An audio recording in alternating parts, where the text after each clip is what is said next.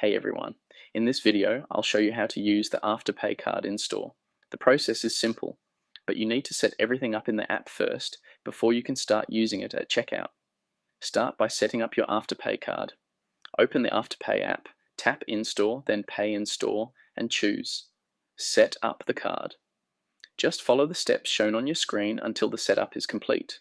Next, you'll need to add the Afterpay card to your digital wallet. Still inside the Afterpay app, tap Card, then select Add to Wallet. You may need to enter a verification code.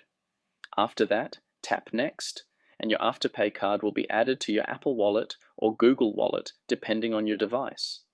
Once everything is set up, you can use your digital wallet to pay in-store. When you're at the checkout, simply open Apple Pay or Google Pay and follow the card reader prompts to complete your payment. Just remember, you must have at least 25% of the purchase price available in your account for the payment to go through.